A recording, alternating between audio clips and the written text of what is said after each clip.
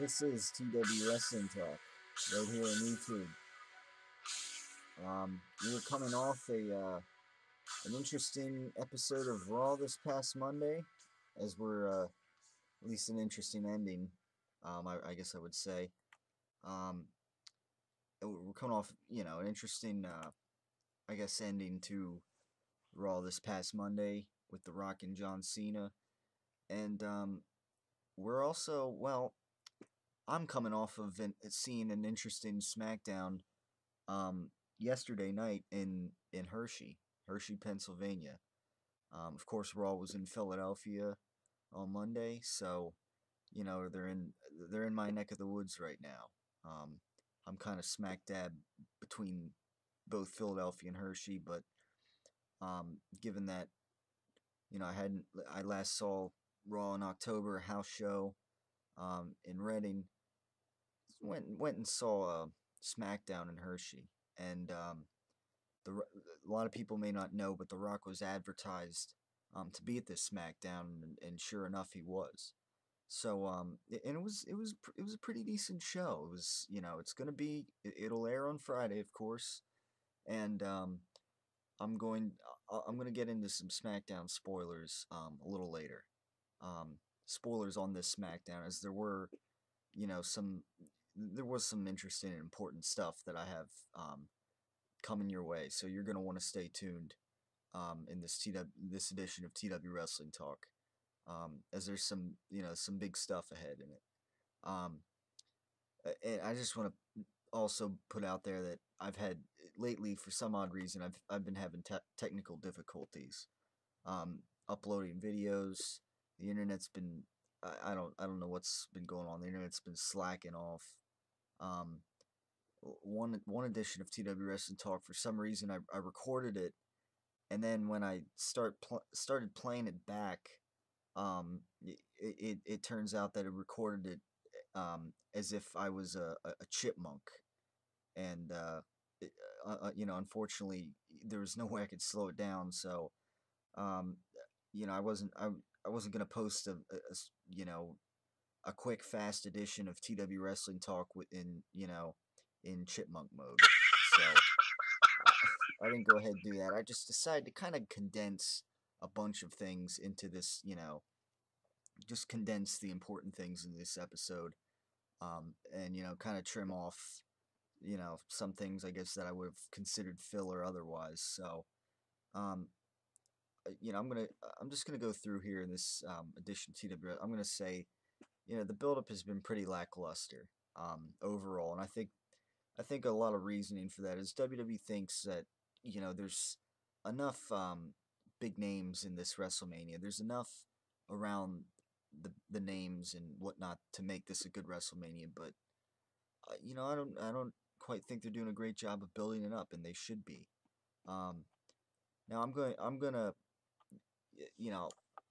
they made some interesting matches, as of late. They recently turned Big Show face again. They're gonna face, him, Sheamus, Orton are gonna face a Shield. Ryback against Mark Henry. I'm definitely not in favor of Chris Jericho against Fandango. However you pronounce his name. This guy is on a road to nowhere, and I don't know what WWE's thinking. Putting Chris Jericho against this guy. And if it doesn't make any sense. Jericho goes from facing the WWE champion last year, CM Punk, kind of guys he should be facing, to a guy who, is on a road to nowhere essentially. With this gimmick, it's not gonna work. That's the bottom line. WWE doesn't need this kind of, a joke job, and because there's just too many. There's too many jokes. You got your Brodus Clay. You see what they did with Tensei, and there's only so many, guys in there that you can have where they just seem to have no point to them, really, and not a great direction. And this is another guy with, a direction that I don't know what WWE's thinking. So, WWE's gonna have to come up big, in the near future. I mean, to somehow get the WrestleMania is really gonna have to to be really good. It's gonna have to have some unpredictable finishes, um, which don't seem very likely at this point. And I'm looking at Triple H beating Brock Lesnar and John Cena getting an obvious win over The Rock. At that, and that it could be a huge detriment to the pay per view. So, um, but the main thing I wanted to talk about was the lackluster job they've been doing. I think over the weeks um, of this Rock and John Cena build up. Um, they've definitely up until maybe this past Monday, the build up between these two guys was pretty poor. Week in, week out. Um, WWE insisted that they got to have The Rock against John Cena again at WrestleMania. So allow me to just go through the build up here a little bit. Um, a few Mondays ago, almost a month ago now, um, they had John Cena beat CM Punk in what has definitely been quite an overpraised match, especially in part, of Cena. He does a Batista bomb, um, and King and Cole act like they never seen it done, you know, several hundred times by Dave Batista. Um, furthermore, they just call it a power bomb.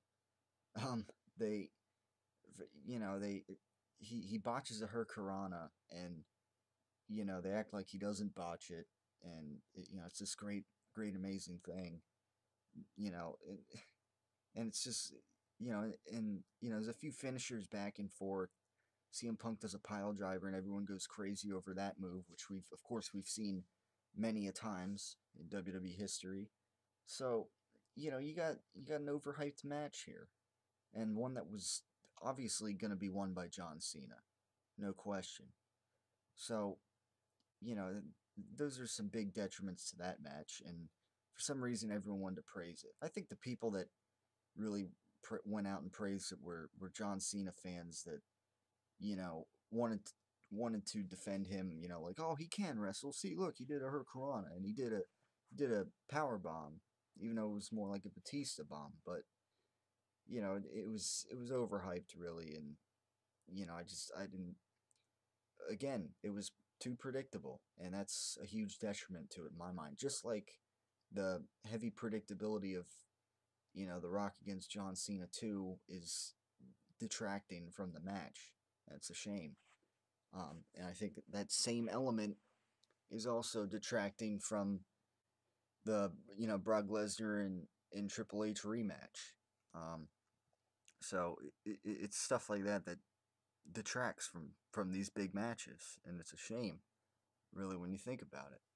Um, Now the next week on Raw, they had this point counterpoint segment between the. That's what they called it. I don't know why. It was just kind of you know it was a promo with John Cena and The Rock, and The Rock could do no wrong here. I mean, he did a great job as always with it, doing his shtick and really playing things up well. I mean, what else do they have for him to say right now other than he's gonna beat John Cena again? Here's a guy who's he's just waiting until his days are numbered as champion. Let's face it, John Cena's gonna get his win back here. I don't see how he doesn't. Um, as The Rock we'll go back more to focusing on movies again after WrestleMania season. So I don't. I don't. What else can they have for The Rock to say other than what they had him say? And of course, he did a great job as always. The problem here is that John Cena is the guy that he has this whole thing of redemption surrounding him. He has this whole thing of, the past year being so terrible, and to me it was a shame. It was I'm not buying it. It's as if with John Cena we're supposed to buy into that he had such a terrible past year that losing to The Rock bothered him so much. That's what he said. He said how The Rock losing to The Rock last year at WrestleMania bothered him so much, and I just, you know, I say this is total BS because the past year, John Cena essentially has come out and done the same things that he's always been doing the past several years, coming out and doing the same old stale character, you know, pulling the same old crappy jokes, and turning a lot of potentially good segments and matches into joke jobs and just you know making things look far less legitimate times than you would at least want um, from a product that constantly gets attacked at times for looking coming off as too scripted and too fake, as people say. um, he's going off saying how The Rock was the reason that he had such a bad year, and everything. And I'm thinking, you really think I'm gonna believe this? I mean, come on. John Cena, as I said, has been coming out doing the same old jokes. He's doing comparing Vince McMahon on one occasion to the Yoda of WWE, and making Star Wars comparisons, making making references to yoga women, women's yoga positions, and joking with a 10-year-old in the front row about Call of Duty. And it's just all this silly stuff that has continued like like this throughout the year. And we're supposed to believe, John, that or WWE, however, we're supposed to believe that you've been bothered all this time. Come on. I'm embarrassed. I'd be embarrassed. I'm a little embarrassed that you know WWE expects us to buy into this when it's clearly there's too much evidence week after week of the contrary. Now the next week on Raw,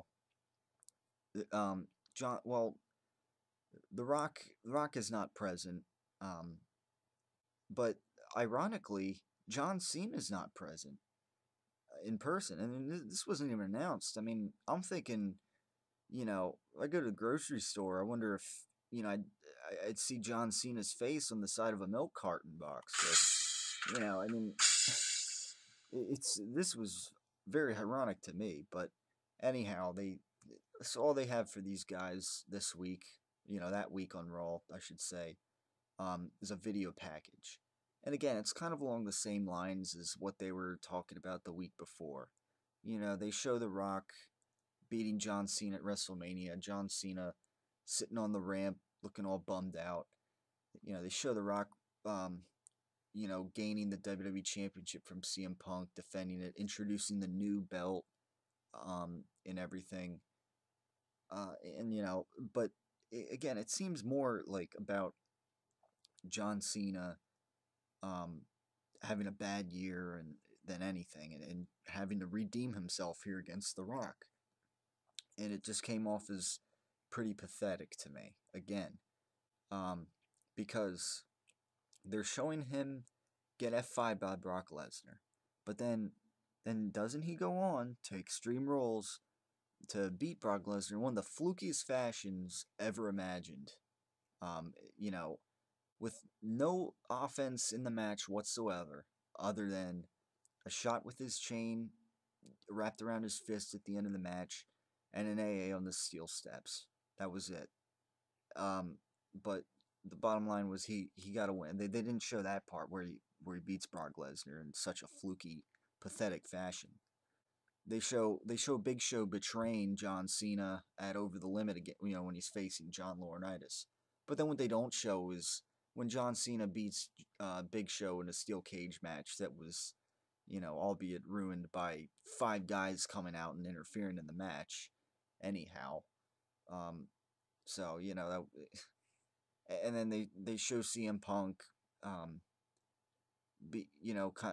doing some moves on John Cena, but that didn't matter in the long run because now CM Punk lost his championship to The Rock, and now John Cena became the Royal Rumble winner and all. How they, you know, but they act as if John Cena had such a bad 2012, and to me it's just I can't buy into that because they didn't show the other sides of those events, like when he beat the Big Show, when he ended up beating Brock Lesnar, when he became Money in the Bank briefcase winner at least. He's standing on top of the ladder, you know, with this 10-year-old boy look on his face, like he got this big action figure that he was dreaming about having and everything, and just pathetic stuff like that. And we're supposed to believe he had such a bad 2012. And the way I see it is he just had a year where he wasn't champion, for once in the past, 8 years. So that's the way I look at it. And WWE's trying. It seems as if WWE's been trying to con us into that John Cena's been having such a bad year, and it's just bogus to me. And then of course, well, that week was a failure in my eyes. And then the next week, The Rock's not present again, and I'm not. I don't. You know, it doesn't bother me that The Rock's not there. But it just bothers me the way that WWE does not seem to have an answer to to The Rock's not there. It's like they're screwed as far as building this feud up. Um, because certainly it didn't work. It really wasn't worth to me opening the show with John Cena kind of rehashing things that he already said, basically, and then getting involved. Well, the primetime players getting involved in him. They're all but nobodies now in the tag team world. Um, they look like they had some momentum, a while ago, but if you look at them where they stand now, they're practically nobodies. So, Cena faces, one of them and all that. What did he expect? What else did he expect other than John Cena to get an easy win here where he gets to, pull off his 5 moves of doom that so many people are sick of seeing. And, it was bogus. It was a bogus opening. That's all they really had for this feud, for these guys that night. And, in light of that, that was quite a failure in my eyes. So essentially you had, several weeks here of just nothing too great here on WWE's part. Um, so this past Monday on Raw, they're in Philadelphia. Um, my my neck of the woods. And it was now this night was a little interesting. On paper, it definitely looked. They had the Q&A interview segment, um, featuring several WWE legends or Hall of Famers, or Mick Foley and Booker T are to be Hall of Famers. In just a matter of days. So they had this segment. On paper. It sounded pretty good, and at times it was good, but um, there was some kind of repetitiveness in there. Um, but I found it funny because the way John Cena came out like he would any other time. All excited. Of course, he has about his 10th new shirt of the year.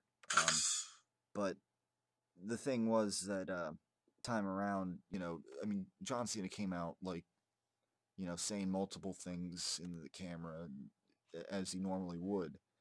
But quickly, it seemed like the tone, his tone like changed dramatically as things went along in this segment. In his looks, and I just thought it was a little funny. I mean, it looked like at one point he was pretending to cry, but it wasn't working maybe, and at one point, at several points, he looked like he had like this like grumpy 8-year-old boy look in his face, multiple times. But you know, and at times it looked like he was quite embarrassed, even the way they, you know. But anyhow, speaking of that little I'm embarrassed soundbite, that is the voice of Donovan McNabb at one point as in his Eagles career, and I thought it was interesting because John Cena brings up Donovan McNabb and after Mick Foley asks him, a question. Um, it's midway in answering this question, he brings up Donovan McNabb, and I thought I have a little soundbite of it here, so let's listen to that.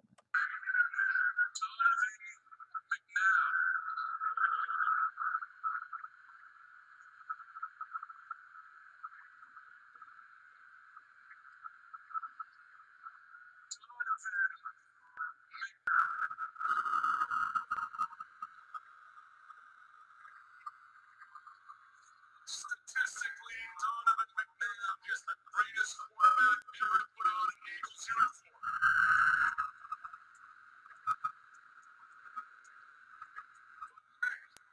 Listen to how the people in the old city that he played for remember him.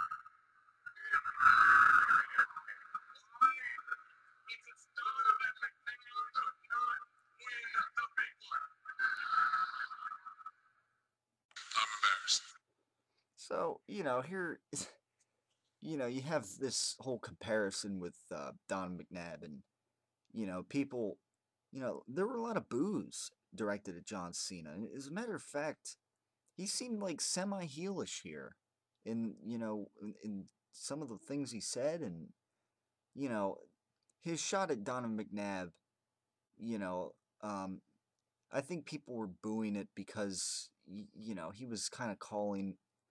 You know, I think what John Cena meant here was to kind of like kind of some praise towards us Philadelphia sports fans and Eagles fans. We just want to win. We just want that first Super Bowl win, and but I think some people and I listen to a lot of sports talk radio around here. On 97.5 The Fanatic, um, in the Philadelphia region, and they were talking about this too. This what John Cena was saying, and the whole Donald McNabb reference, and you know, I just had mixed feelings towards some of this. I mean, some of what John Cena said, because it's like it's semi heelish, but it's like not, you're not quite sure whether WWE's just doing another tease here, and then because again, he came out all goofy as normal, like he would any other time. Um, and the problem is, he has these moments where he says things like this, like the tone changes drastically. At one point, he's saying, they ask him why John Cena needs to win, and he says, "Because I just have to." And the Rock was on top of his game as always.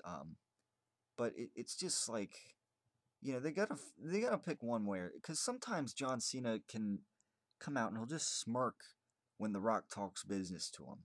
Last year, I criticized a lot of John Cena for that, because that's not that doesn't, you can't get good a good buzz from the guys when you're just when one guy's all talking serious, and the other guy's just smirking at you, and but then here you have John Cena being a little more serious and having this pouty little grumpy boy look on his face. I think. I mean, it's just sometimes it's just a big you know a big mixed bag, and I think WWE sometimes needs to figure out what they really want to do with John Cena, because it just a lot of times it seems like he has the wrong reactions, the wrong attitudes towards certain situations, and I just don't know. This might have been one of them, on this night. But there were some interesting things that he had to say, I think, that did possibly tease a heel turn. But then again, I don't know.